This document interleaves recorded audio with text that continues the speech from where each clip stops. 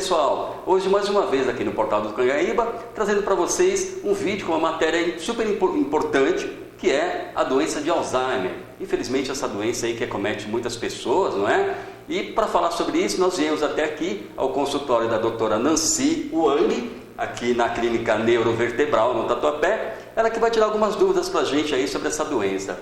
Doutora, muito obrigado por aceitar aí. Imagina, eu que agradeço. Doutora, o que é a doença de Alzheimer? A doença de Alzheimer é uma doença crônica que acomete uma população um pouco mais idosa e principalmente tem como sintoma a perda de memória recente. É aquele idoso que lembra muito bem dos fatos passados, porém não lembra o que aconteceu há 3 minutos atrás, né? Então, basicamente isso. Claro, existem outros sintomas associados, como por exemplo, desorientação temporoespacial. Então, o paciente não lembra mais que data que estamos hoje, por exemplo, não sabe mais ir até a esquina numa padaria para comprar um pão francês, né? Um caminho que ele perfaz há 20 anos e hoje ele se perde, né, andando num quarteirão, né? Um paciente que pode perder aquele hábito, uma paciente, por exemplo, pode perder o hábito de fazer um bolo, né? Por exemplo, uma paciente que sempre foi uma boleira, né, de mão cheia, daqui a pouco ela não sabe mais a quantidade de açúcar que está colocando, quantidade de fermento, o bolo está saindo errado, né? Isso a gente chama de planejamento. Então o paciente também tem alguns problemas de planejamento, mas lembrando, os primeiros sintomas sempre é a perda de memória recente. Então o paciente fica mais repetitivo, o paciente não lembra mais dos fatos recentes, então sempre prestando muita atenção com esses primeiros sintomas.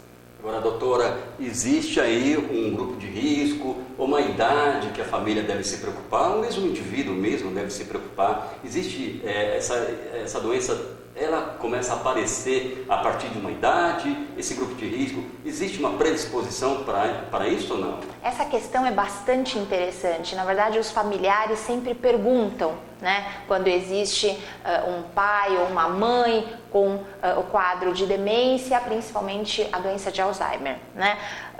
Nós sabemos que a doença de Alzheimer, ela pode vir de 2 formas, principalmente. Ela pode vir de uma forma familiar, né? A forma familiar se caracteriza por acometimentos praticamente de geração em geração, às vezes pula de geração, né?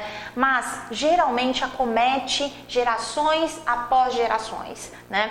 Então, essa forma de doença de Alzheimer, que é uma doença familiar, ela aparece um pouco antes daquela idade prevista para você se preocupar. Então, aparece em torno de 50 a 55 anos, né, por ter uma carga genética. Então, essa carga genética faz com que a doença apareça antes, né?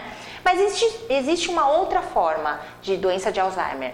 Essa outra forma é a mais comum, que a gente chama de forma idiopática. Isto é, não necessariamente você precisa ter uma carga genética para desenvolver a doença. Muitas vezes você tem alguns fatores de riscos para desenvolver a doença, né? E aí que você acabou de perguntar se existe, né, um grupo de risco e tudo. Nós podemos dizer que existem fatores de riscos relacionados a doenças. Então, doenças cardiovasculares, hipertensão, cardiopatia, diabetes, colesterol, né, sedentarismo. Então, essas doenças, elas predispõem, sim, a uma pessoa a ter a doença, né? E existem fatores de risco que a gente chama de comportamentais, hábitos, né? Então, aquelas senhoras, né, vocês todos devem conhecer alguém com esse perfil, né, hoje cada vez menos, né, que é aquela avó que não chegou a estudar muito, casou muito cedo, né, com 15, 16 anos essa avózinha casou e começou a ter filhos. E aí, conforme a família foi crescendo, essa avó, então, se acostumou a ficar lavando, passando, cuidando da família, né, provendo das necessidades de cada elemento da família, né, a famosa Amélia. O perfil Amélia, né, a gente sabe que é um grande fator de risco, né, para a doença de Alzheimer. Então, hoje nós recomendamos isso, independente se é para mulher ou para homem, independente da idade, nós recomendamos a atividade, não só a atividade física, que a gente sabe que melhora muito a função cognitiva, né?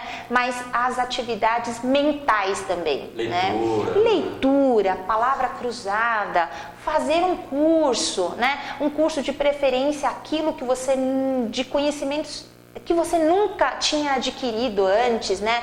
Quer fazer alemão, vai fazer alemão, né? Nunca estudou inglês, vai fazer inglês. Nunca soube mexer muito bem, né, com a internet, vai fazer um curso de computação e por aí fora. Interagir com outras pessoas também. Exato. A socialização também é um outro fator que protege. Porque o idoso, desculpa, doutora, não, imagina, mas claro. O idoso, ele acaba também ficando mais recluso ali. Com certeza, dele, com certeza. E isso é um fator de risco também. Então, aquele idoso que fica excluído da sociedade, que gosta de se isolar, esse idoso tem mais chance de desenvolver a doença de Alzheimer. Então, tomem cuidados, né? Esses cuidados são importantes para a gente se prevenir, né, desse declínio cognitivo. Que bom, né? doutora. E também, doutora, e qual seria o tratamento? Existe um tratamento para essa doença, pelo menos para estacionar a evolução dela? Hoje em dia, nós temos várias opções de tratamento. Infelizmente, essas opções, temos 4, 5 moléculas, né, já em comercialização para tratar a doença, mas o tratamento não é um tratamento de cura. Né? Nós não podemos dizer que algum desses medicamentos ainda consegue curar um paciente da doença, mas esses tratamentos hoje são bastante eficazes em estabilizar a doença, em retardar o declínio cognitivo, retardar a progressão da doença. Né? Então, isso já é um ganho muito grande, porque, segundo os dados da literatura, um paciente, a partir do diagnóstico, início da doença, se o paciente não for tratado adequadamente, em 5 a 10 anos, quase que certo que esse paciente vai desenvolver para um quadro muito grave de demência, né? De não reconhecer mais familiares, não participar mais de nenhuma decisão, ser dependente totalmente, né, dos familiares. Então, é um período muito curto. Né? E para um paciente que começa a doença aos 60 anos, quer dizer que se não tratar, com 70 anos, este paciente não vive mais. Sim. Não vive mais, né? Então, é importante a gente entrar com tratamento para a gente poder postergar esta piora. Hoje, a gente consegue, com esse tipo de tratamento, retardar até 10 anos, né? Então, o paciente ganha mais 10 anos de qualidade de vida mesmo, de tomada de decisões, de participar de todas as atividades da família, de qualidade de relacionamento, né? E aproveitar a produtividade, toda a experiência dessa pessoa, né? Que essa pessoa possa oferecer para nós, né? Sim. Agora, doutora, para os nossos seguidores, né? Para quem acompanha e às vezes também que tem algum caso na família ou conhece alguém que passa por essa situação, às vezes até nem teve o diagnóstico correto da doença, né? E está passando por isso, esse familiar, essa pessoa, e infelizmente não teve. Essa doença existe, ela tem estágios de evolução, enfim, melhora, você disse que, claro, que dá para estabilizar, não é? Mas esses estágios, quais seriam esses estágios? Os estágios da doença, nós chamamos, existem várias classificações da gravidade da doença, mas o que nós mais utilizamos é o CDR, né? Eu não vou me aprofundar o que significa CDR, mas CDR, na verdade, é uma classificação internacional da gravidade da doença. Nós temos 5 níveis de CDR, entre CDR 0, que é praticamente uma pessoa normal para a faixa etária, até o CDR 3, vocês devem estar perguntando, puxa, mas 0, 1, 2, 3 são 4 níveis, não são 5 níveis. Na verdade, existem de 0 e existe o 0,5, né, que é aquele muito leve. Existem alguns sintomas, mas não tão preocupantes, né? Pode ser o início de uma doença ainda, mas ainda mantendo toda a autonomia do paciente, né? E a partir disso você começa a ter o nível 1, nível 2 e nível 3, sendo o nível 3 é a maior gravidade, né, da doença. O paciente, então, no CDR3, esse paciente praticamente depende das pessoas para tudo, até para necessidades básicas como limpeza, higienização, alimentação, né, mobilização, né? Então é um estágio bastante grave. E dá para ter ideia, doutora, do tempo que isso levaria a chegar, esse CDR3, por exemplo? No caso, anos, sim, assim? Exatamente como eu comentei agora há pouco, se o paciente não receber o tratamento, o paciente pode chegar a CDR3 dentro de 5 a 10 anos, dependendo muito da reserva desse paciente, a reserva neuronal desse paciente, né? Se um paciente tiver uma reserva neuronal boa, né, principalmente aquele paciente que sempre estudou, que sempre gostou de leitura, sempre gostou de palavra cruzada, sempre aprendeu coisas novas, só uma curiosidade, é bastante interessante. Quando a gente aprende coisas novas, a gente não aumenta o número de neurônios, né? Todos vocês sabem que a gente nasce com um número fixo de neurônios, né? A gente consegue aumentar o número de neurônios até uns 7, 8 anos de idade, mas a partir dessa idade a gente não aumenta mais em número, mas a gente aumenta muito em ramificações. Cada aprendizado novo que você adquire, você aumenta a ramificação, você intensifica a rede neural. Como é que funciona?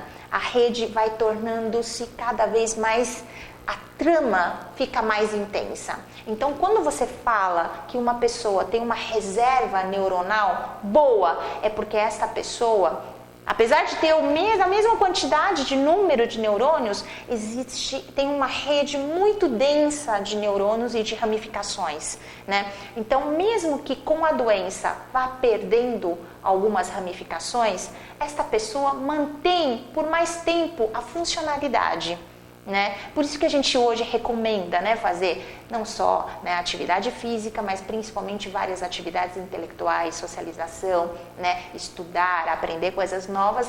A finalidade é exatamente para enriquecer essa rede, né? Para que, se por acaso você vier a ter doença, você, se por acaso não tratar, mas hoje em dia nós temos tratamento, né?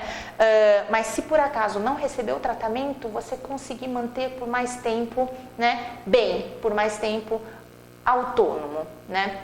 Independente. Então, voltando para a sua pergunta, se uma pessoa não recebeu o tratamento, a evolução é entre 5 a 10 anos para o estágio 3 de CDR. O que você diria para quem está vivendo essa situação no momento? Como que ela deve reagir enfim, é uma situação nova, né? Para esse familiar, esse filho, essa filha, ou enfim, tem uma pessoa passando por isso. A minha recomendação é muito amor. É muito amor com esse familiar, né? Muitas vezes eu atendo muitos pacientes com demência, mas eu diria que os próprios pacientes de demência, eles nem sentem tanto sofrimento, né? Quem sofre mais é a família, né? Porque a família que está consciente, a família que está sabendo de tudo que está acontecendo, né? E vendo o paciente aos pouquinhos, né, piorando de memória, piorando de comportamento, piorando de cognição. Então isso deixa não só a família inteira muito triste, também porque não é uma doença que tem cura nesse momento ainda, mas é lidar com essa situação, né? Existem pequenos detalhes do dia a dia. Eu vou dar um exemplo muito simples: a teimosia, né? A teimosia em demência é um comportamento muito comum, né? Então, quando você chama a atenção de algum paciente sobre alguma questão que o paciente está repetitivo, né? Está perguntando pela enésima vez o horário, a data, né? Chega uma hora que você realmente perde a paciência, né? Então, é muito amor. Eu acho que tendo amor, a gente acaba adquirindo um pouco mais de paciência para lidar com esse tipo de paciente. Mas uma observação, eu peço sempre que reservem um momento para quem está cuidando. O cuidador, a saúde mental do cuidador é extremamente importante, porque o estresse passa para o próprio paciente, né? E quanto mais estresse, mais pavio curto você for como cuidador, mais rápida vai evoluir a doença do paciente. É uma relação bastante interessante, né? Mas é algo que a gente observa. Então, eu sempre falo para os meus cuidadores: se cuidem, né? Reservem um horário para fazer a atividade de vocês, né? Cuidam da saúde mental, cuidam da saúde física de vocês. Vocês têm que estar bem para vocês passarem o bem-estar para o paciente, né? Isso é bastante importante. Para poder cuidar de quem está realmente precisando. Exatamente. Né? Doutora, olha, agradecemos muito aqui a sua participação no Portal do Cangaíba para falar de um assunto tão importante como este. Agradeço muito a senhora e contamos aí então com a sua participação em outros temas que nós teremos com certeza. Eu que agradeço muito pela oportunidade. Eu acho que é um assunto muito importante para que a gente possa estar alertando a população, né? E muito obrigada também pela entrevista, pela oportunidade para a gente divulgar, fazer uma prestação, né? Uma prestação de serviço mesmo para a população, e vamos ficar atentos para essa doença. Obrigado, doutor. Obrigada então, a você. Até a próxima. É isso aí. Aguarde então o próximo vídeo, a próxima entrevista aí do Portal do Cangaíba, trazendo informações de interesse da comunidade. Até lá.